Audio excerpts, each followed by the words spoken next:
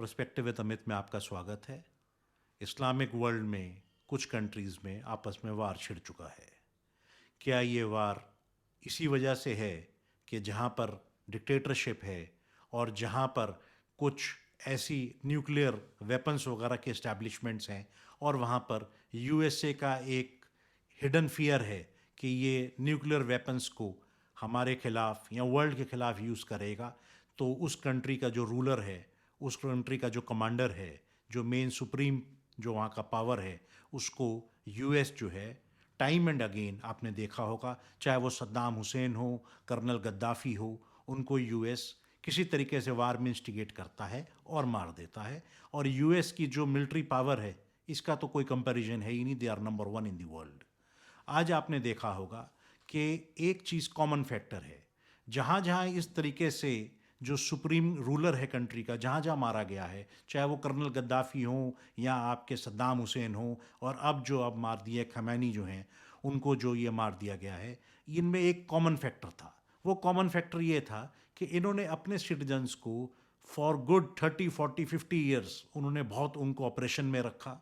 उनके जो civil rights थे उनका उन्होंने बहुत भयंकर तरीके से वायलेशन किया, और उनको जो है, जो वहाँ पे जो वुमेन है मुस्लिम वर्ल्ड में, उन कंट्रीज़ में जो मुस्लिम वुमेन हैं, उनको उन्होंने किसी भी टाइप के कोई भी जो है उनके जो फंडामेंटल राइट्स थे उनसे उनको उन्होंने हमेशा दूर रखा।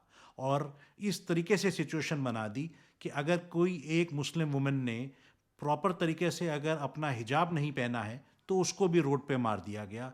दे were not having even rights, very simple rights like to drive, to freely move and engage in the society, उस टाइप के भी राइट्स उनको नहीं थे।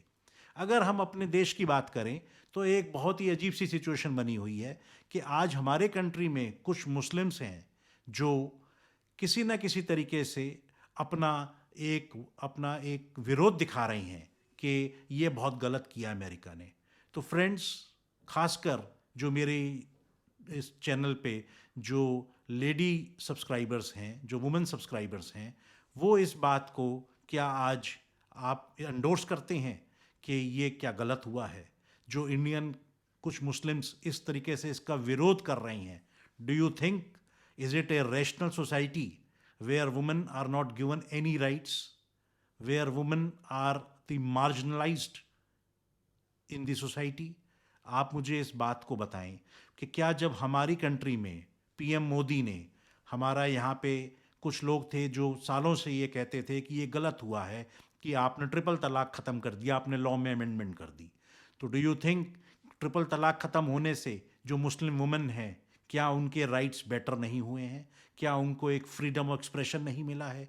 तो ऐसी क्या वजह है कि ये चीज़ अमेरिका ने अगर वहाँ के एक टायरेंट रूलर को अगर ख़त्म कर दिया, तो इसमें मैं इस बात में नहीं जा रहा कि क्या गलत था क्या सही था। एक मुस्लिम रिलीजन के अंदर मैं उनके जो अपनी वैल्यूज़ हैं, जो कल्चरल सिस्टम है, मैं उसमें इंटरफेयर नहीं कर रहा। लेकिन मैं ये ज़रूर सोचता हूँ कि अगर कहीं पर भी किसी को 21st सेंचुरी में अगर आप दबाने की कोशिश करेंगे, अगर आप उसको किसी तरीके से उसके थॉट प्रोसेस को ख़त्म करने की कोशिश करेंगे, तो ये बात बिल्कुल तय है कि जो फोर्सेस हैं, जो वर्ल्ड में लिबरल फोर्सेस हैं, वो इस चीज़ को कंडेम करेंगे।